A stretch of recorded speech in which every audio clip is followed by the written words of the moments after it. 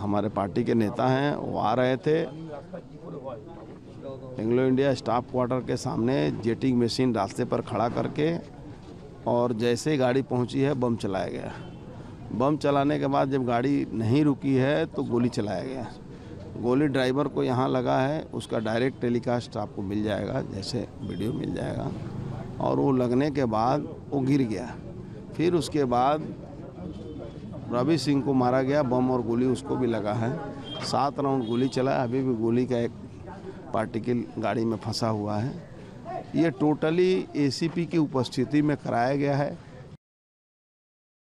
तमाम प्रतिक्रियाएं तो आपने सुन ली, लेकिन अपने आप में जो तस्वीरें सामने आ रही हैं वो बेहद चिंताजनक है। इस पूरे घटनाक्रम पर ज्यादा चर्चा के लिए वरिष्ठ पत्रकार गौतम लाहिड़ी जी हमारे साथ स्टूडियो में जुड़ गए। सर, बहुत स्वागत है न्यूज नेशन पर आपका।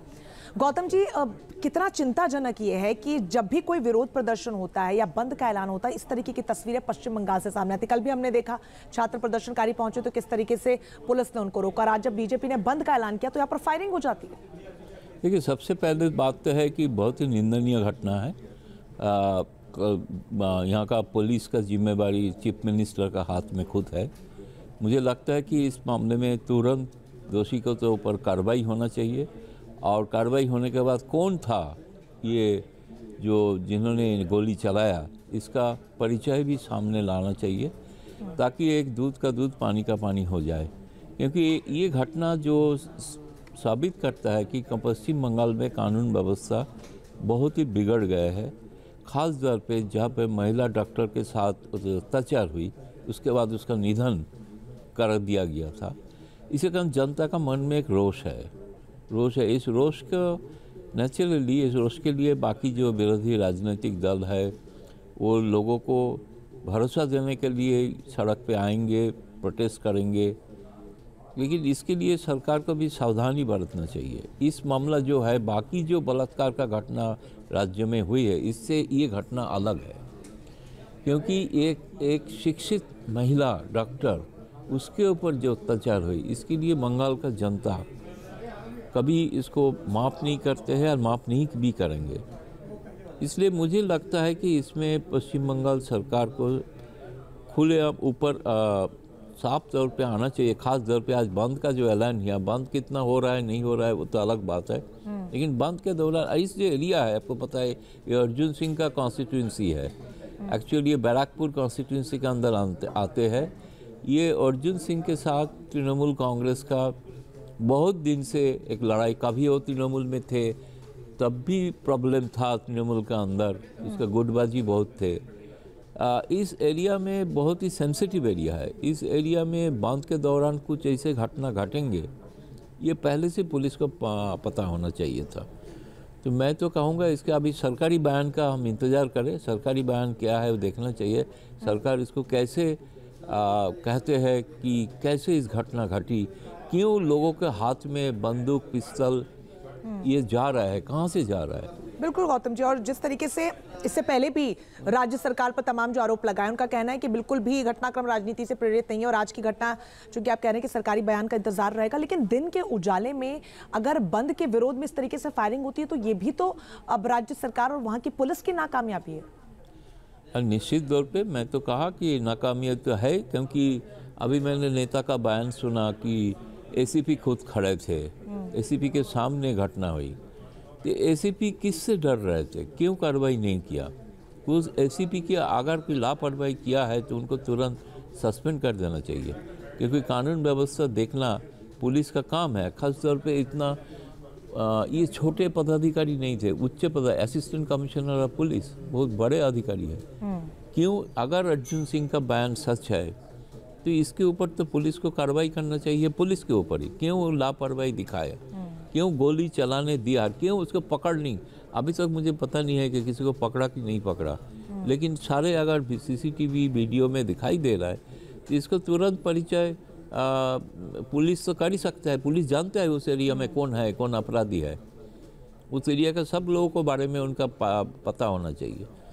तो मुझे जो लगता है कि अभी मैं वही कहूँगा, अभी शुरुआती घटना है, और ना घटे कुछ ऐसे घटना, लेकिन फिर भी इस घटना बहुत ही निंदनीय है और इसके लिए सरकार को सामने आना चाहिए। खास तौर पे पुलिस को तो बोलना चाहिए क्या घटना घटी। बिल्कुल गौतम जी, और न सिर्फ ये घटना बल्कि जब से कोलकाता रेप मर्डर केस हुआ है तब से पुलिस की जो कार्यशैली वो सवालों के कटघरे में। इस पूरी चर्चा को आगे बढ़ाएंगे, अब बने रहिए हमारे साथ। उससे पहले कुछ तस्वीरें दिखा देते हैं कि भारतीय जनता पार्टी की तरफ से किस तरीके से प्रदर्शन किया जा रहा है, बंद का ऐलान किया गया है और बंद के दौरान भी भारी बवाल देखने को मिल रहा है। ये बड़ी जानकारी सामने आ रही है। कोलकाता में बीजेपी नेता और पुलिस आमने सामने आ चुके हैं और साथ ही पुलिस हिरासत में लॉकेट चटर्जी को लिया गया। तस्वीरें आपको दिखा रहे हैं जहां पर इंसाफ की लड़ाई देखिए कहां तक पहुंच चुकी है। एक्सक्लूसिव तस्वीरें इस वक्त आप देखिए जहां पर बीजेपी की तरफ से बंद का ऐलान जब किया जाता है और जब उस बंद को एग्जीक्यूट किया जाता है तो उसके बाद किस तरीके से सड़कों पर बवाल बच जाता है। बीजेपी समर्थकों के साथ, उनके नेताओं के साथ पुलिस की झड़प भी देखने को मिली है। आपको दिखा रहे हैं कि लगातार जिस तरीके से बंद के बाद की तस्वीरें सामने आ रही है। बीजेपी के बंद के दौरान कई जगहों पर भारी बवाल भी देखने को मिला। नारेबाजी करते हुए बीजेपी नेता नजर आए। बंद के दौरान बीजेपी कार्यकर्ताओं ने सड़क से लेकर रेलवे ट्रैक तक जाम कर दिए और इस दौरान कई जिलों में पुलिस और बीजेपी समर्थकों के बीच कई जिलों में झड़प की खबरें भी सामने आ रही हैं, जो आप इन तस्वीरों को देखकर भी समझ पाएंगे। प्रदर्शन के बाद पुलिस ने लॉकेट चटर्जी, रूपा गांगुली, राहुल सिन्हा समेत कई बीजेपी नेताओं को हिरासत में ले लिया है। तो तस्वीरों में आप देखिए कि किस तरीके से राज्य सरकार के खिलाफ, वहां की कार्यशैली के खिलाफ, पुलिस के एक्शन के खिलाफ विरोध प्रदर्शन में यहां पर बीजेपी की तरफ से बंद का ऐलान किया गया है। उसके बाद सुबह से ही बवाल की तस्वीरें अलग अलग इलाकों से सामने आ रही है। कई बड़े बीजेपी नेताओं को हिरासत में भी पुलिस ने ले लिया है, जिसमें रूपा गांगुली का नाम शामिल है, लॉकेट चटर्जी हैं, राहुल सिन्हा भी हैं जिनको यहां पर हिरासत में ले लिया गया है। तो तस्वीरें लगातार हम आपको दिखा रहे हैं कि स्थिति वहां पर क्या कुछ बनी हुई है। कल भी जब छात्र प्रदर्शन कर रहे थे उसके बाद भी कुछ इस तरीके से तनावपूर्ण स्थिति देखने को मिली और सिलसिलेवार तरीके से आज जब बीजेपी की तरफ से बंद का ऐलान किया गया तो यहां पर भी जबरदस्त तरीके से बवाल हुआ। कुछ देर पहले की तस्वीरें जो हमने आपको दिखाई कि फायरिंग की घटना तक हुई है। ऐसे में बीजेपी कार्यकर्ता, बीजेपी समर्थक, बीजेपी नेता जब सड़कों पर उतरे तो उनके साथ झड़प भी पुलिस की देखने को मिली।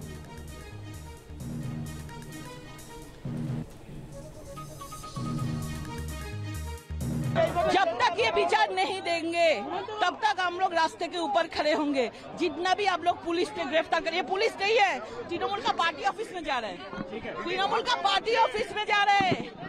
ऐसे करके कभी नहीं चलेगा। आप लोग देख लिया है, आप लोग देख लिया है। विचार चाहिए, विचार कुछ नहीं होने वाला है। जितना डिटेन करेंगे उतना लाखों लाखों लोग आएंगे। ये जनता का रोष है, ये जनता का आक्रोश है। जनता ने रास्ते के ऊपर आया है। पॉलिटिकल, नॉन पॉलिटिकल, जो लोग तिलोत्तमा के विचार के लिए रास्ते के ऊपर आएगा वो लोग कोई पुलिस लोग रोक देंगे, लेकिन विचार जारी रहेगा। पश्चिम बंगाल में इस बुरी तरह से एक डॉक्टर को रेप करके, मर्डर करके पूरे घटना को दबाया जा रहा है। ये स्वास्थ्य मंत्रालय से, ये स्वास्थ्य भवन से, ये आरजीकर हॉस्पिटल से, पुलिस के द्वारा, पुलिस के मदद से सारे कुछ दबाया गया है। इन लोगों को शर्म नहीं आ रही है। मुझे बात करना है सबसे, प्लीज मुझे बात करना है। तो बंगाल बंद के दौरान प्रदर्शन कर रहे बीजेपी नेता राहुल सिन्हा को पुलिस ने हिरासत में ले लिया। तो यहां पर बवाल भी हुआ और उसके बाद राहुल सिन्हा को हिरासत में ले लिया गया। तस्वीरें आपको दिखा रहे हैं जहां पर न्याय की मांग को लेकर सड़कों पर उतरे हैं लोग और उसके साथ ही बीजेपी की तरफ से जब बंद का ऐलान किया गया तो कई बीजेपी नेताओं को हिरासत में लिया गया, जिसके बाद राहुल सिन्हा को भी हिरासत में लिए जाने की खबर सामने आ रही है। हालांकि प्रतिक्रियाएं जो सामने आ रही हैं भारतीय जनता पार्टी की तरफ से वो ये कि हम जब बंद का ऐलान कर रहे हैं तो राज्य की जो पुलिस है हमें जबरदस्ती रोकने की कोशिश कर रही है।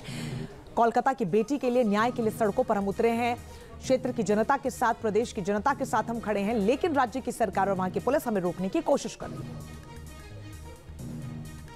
जिस ढंग से छात्रों के ऊपर हमला हुआ, जिस ढंग से पुलिस ने जो शांतिपूर्ण आंदोलन के ऊपर हमला किया, इसी का खिलाफ हम लोगों ने आज सड़क पे उतरा और हम लोग चाहते हैं पश्चिम बंगाल में जैसा राज चल रहा है वो स्वैरतांत्रिक राज, इसके खिलाफ भारतीय जनता पार्टी का आवाज और उस आवाज को बुलंद करने के लिए हम लोग आज 12 घंटा का बंद बुलाया।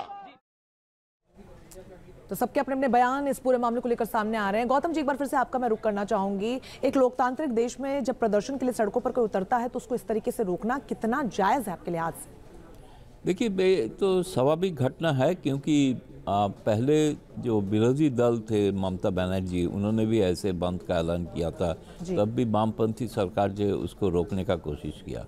तो ममता बनर्जी वही कर रहा है जो पिछले सारे सरकार में करते हैं। खास तौर पे बंद तो उन्होंने बोल दिया कि ये बंद गैर कानूनी है, बंद हुआ ही नहीं बंगाल में, इसलिए बंद रखने का वो कोशिश हो रहा है।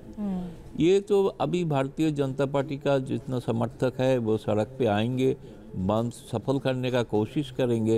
ये तो एक राजनीतिक लड़ाई में अभी तब्दील हो गया है, क्योंकि नए विचार का जो मसला है वो तो सीबीआई कर रहा है, देख रहा है, सीबीआई काम कर रहा है और सुप्रीम कोर्ट भी इसके ऊपर निगरानी कर रहा है।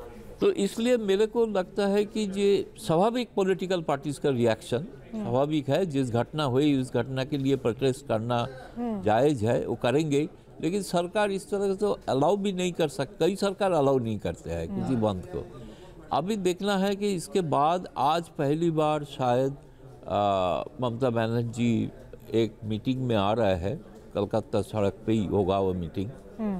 उसका तृणमूल कांग्रेस का जो छात्र संगठन है तो उसका कहा जाता है तृणमूल छात्र परिषद, उसका आज प्रतिष्ठा दिवस है। उसमें ममता बनर्जी, अभिषेक बनर्जी दोनों को आना है शायद अभी थोड़ी देर बाद ही, पता नहीं क्या, उसका खबर अभी तक मिला नहीं है।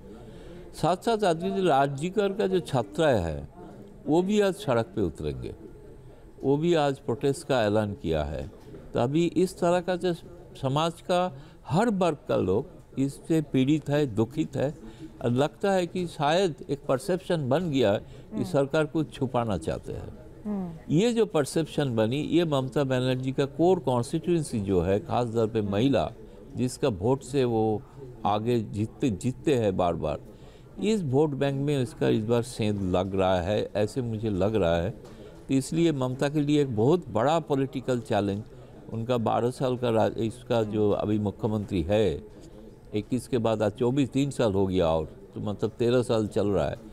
इसमें सबसे बड़ा पॉलिटिकल चुनौती उसके सामने आया है जी, जिसको कैसे वो पॉलिटिकली रोकेंगे और इसका मुकाबला करेंगे। अभी तक तो लगता है कि ममता बनर्जी सरकार थोड़ा बैकफुट में है। बिल्कुल, और चैलेंजेस गौतम जी इसलिए भी ज़्यादा हैं ममता सरकार के सामने क्योंकि एक ऐसा राज्य जहां पर एक महिला के साथ ऐसा होता है, मुख्यमंत्री आपकी महिला है, स्वास्थ्य मंत्री भी आपकी मुख्यमंत्री ही हैं। ऐसे में चुनौतियां यहाँ से बहुत ज़्यादा बड़ी, और कितना परेशान करने वाला ये प्रदेश के लोगों के लिए है कि आपके स्वास्थ्य मंत्री भी ममता बनर्जी, आपकी मुख्यमंत्री भी हैं, आपको खुद को सड़कों पर आने पड़ रहा है न्याय के लिए।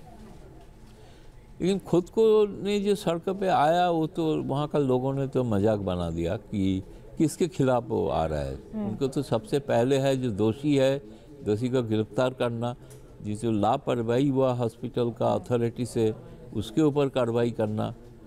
बाकी और इसमें और कोई आधिकारिक, पुलिस आधिकारिक भी इसमें इन्वॉल्व है, उसके ऊपर भी कार्रवाई करना। लोग देख रहे हैं कि कोई कार्रवाई, एक अपराधी गिरफ्तार हो गया, बात सही है, लेकिन ये अपराधी को किसने कोई मदद किया कि नहीं किया, किस कारण से हुआ, ये इतना अभी खुलासा नहीं हो रहा है। इसके कारण बहुत सारे प्रचार चल रहा है, बहुत